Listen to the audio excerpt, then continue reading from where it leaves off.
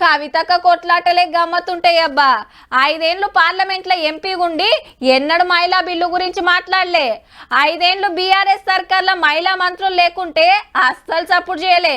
టికెట్లు తక్కువ మందికి ఇచ్చినా గింత సుత పట్టించుకోలే.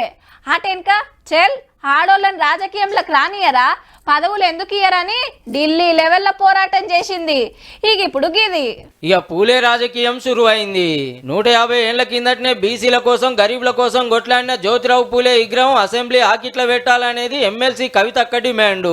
మొన్న స్పీకర్ సార్ను కలిసి ఎప్పటి రకాల పెట్టాలనో డెడ్ లైన్స్ తో పెట్టిందుల్లో చట్టాలు చేయడంలో కానీ ప్రజలకు న్యాయం కల్పించడంలో కానీ వారికి ఒక స్ఫూర్తి ప్రదాతగా ఉంటారు. కాబట్టి ఏప్రిల్ 11వ తారీఖు నాడు పూలే గారి జయంతి ఉంది. ఆ లోపల ఏలటోళ్ళు ఎమ్మెల్యేలు లోపలికి పోతప్పుడు పూలే అవుపడితే మంచి మంచి చట్టాలు తయారు చేస్తారనేది అక్క ఆపోచన. మంచిదే, మరి ఇప్పుడు అసెంబ్లీలో అంబేద్కర్ సార్ విగ్రహం ఉంది, దళితులను మీదికి తెస్తానికి ఎన్ని గొప్ప చట్టాలు తెచ్చిర్రో.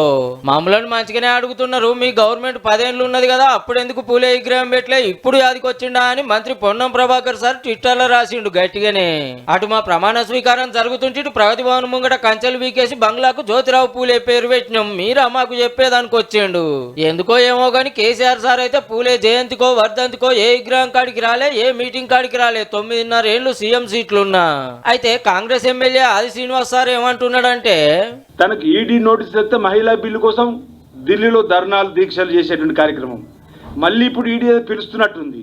మళ్ళీ దాన్ని అడ్డు పెట్టుకోవడానికి కోసం ఈరోజు ఇక్కడ మహాత్మా జ్యోతిరావు పూలే గారి పేరును వాడుకుని